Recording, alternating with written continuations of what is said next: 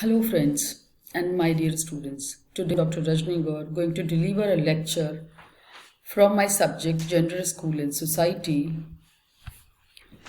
The topic is from Unit 2, that is Gender Studies and Paradigm Shift. And the topic is Gender Difference Theory. What is a gender difference theory? In the world, we have mainly two gender, male and female, and one who possesses the characteristics of both is known as transgender. Gender difference is a very big problem in the society. This gender difference perspective examines how women's location in and experience of social situations differ. This occurs in the society for various reasons, such as patriarchy system, lack of education, lack of awareness, superstitions, gender bias, and so on. The socialization theorists think that isolation or separation of girls from boys is a social problem, and they also think that it is necessary to eradicate it by socializing children in a common manner. Whereas gender difference theorists believe that feminine traits should be identified and should be given importance rather than so socialize girls as boys. We should emphasize on revalorizing the feminine traits. Problems related to girls' education pertains to non-coordination between school culture and womanhood culture. They believe and argues that education should not be gender neutral, but it should be gender sensitive, and that type of education should be imparted to all of them irrespective of their gender. But it was the drawback that do not possess uniform views on what constitutes gender-sensitive education and how it can be imparted. On the basis of above discussion, Gilligan argues that logic, autonomy, and justice are the values which have been explored from masculine experiences, and the feminine experiences are invisible here. If someone does not agree or mark this difference, it shows that feminist values are meaningless and patriarchal assumptions are acceptable in the society. Nell Noding and Jane Roland Martin were the famous educationist and sociologist. They opines that in the schooling of boys and girls, we should attach more importance to sensitivities, attitude, and relations, which encourages caring orientation and which is the immediate need of society irrespective of gender. Children of both gender are brought up from relational viewpoint. So, we need to replace the conventional curriculum with a feminine curriculum which will be aimed at the well-being of the society. Feminine relational values should be given similar importance as it is given to rationalistic values. Although various theories are unanimous on these issues, but they all are agreed on that in place of adopting masculine values as universal values, we adopt feminine relational values. There are certain factors which causes differences in male and females. So what these factors are? Let's discuss about these factors.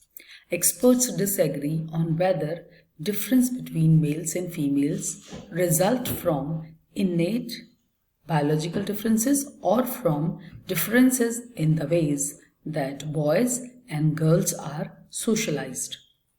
Here, the influence of these factors is given, and it is also called nature-nurture controversy. First one is biological factors in gender differences. Biological factors that are thought to shape gender differences includes hormones and localization of brain functions. The very first one is the hormone. The hormones may organize a biological predisposition to be masculine or feminine. During the prenatal period and the increase in hormones during puberty may activate that predisposition. In addition, social experiences may alter the level of hormones such as testosterone. Second one is brain localization.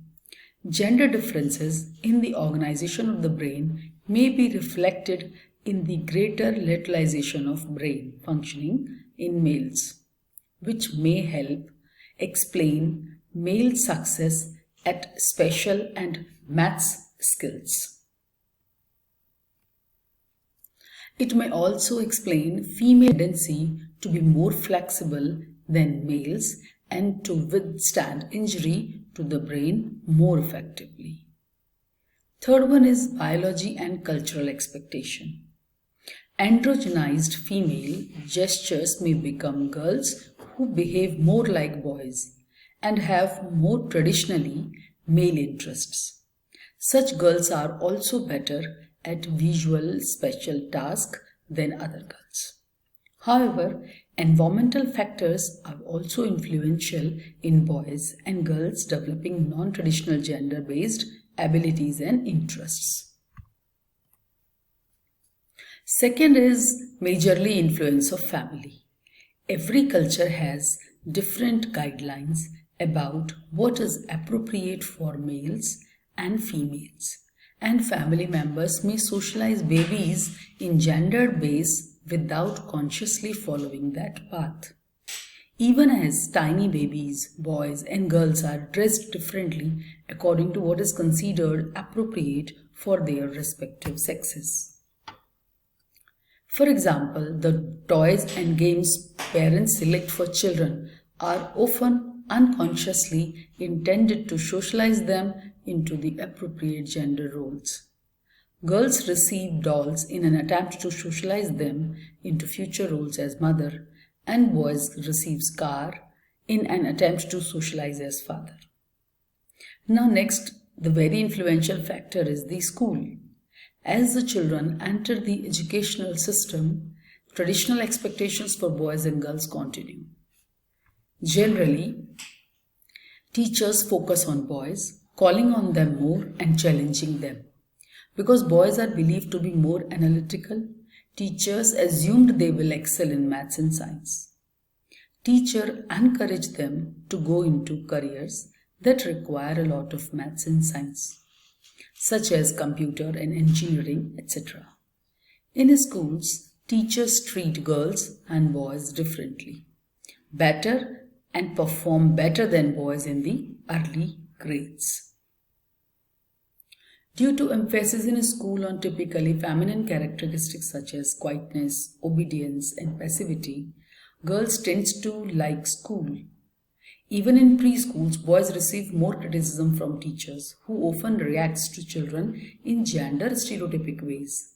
The implication of young boys' perception of school as gender appropriate may be lowered motivation and interest in school activities and leading to the higher rate of learning problems found in boys during the early grades.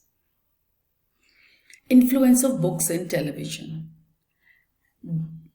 Many extra familial influences affect gender role typing. Male and female roles are portrayed in gender stereotypic ways in television and many children's books. Males are more likely than females to be portrayed as aggressive, competent, rational, and powerful in the workforce. Females are more often portrayed as involved primarily in housework for caring for children. Children who are heavy TV viewer hold more stereotyped view. However, this may be due to their interpretation of what they see based on previously held stereotypes. A few attempts to use television to change gender stereotype have been successful, but the effects typically have been modest and short. Next is influence of peers. Peers also serves as an important source of gender role standards. Children who have masculine or androgynous characteristics are likely to have higher self-esteem than those who have traditionally feminine characteristics. Children are likely to react when other children violate gender-typical behaviors, and boys cross-gender behaviors are more likely to meet with negative reactions from peers. Reactions from peers typically result in changes in behavior, particularly if the feedback is from a child of the same sex. This pattern of responsiveness may lead to gender segregation, which in turn provides opportunities to learn gender-typical roles.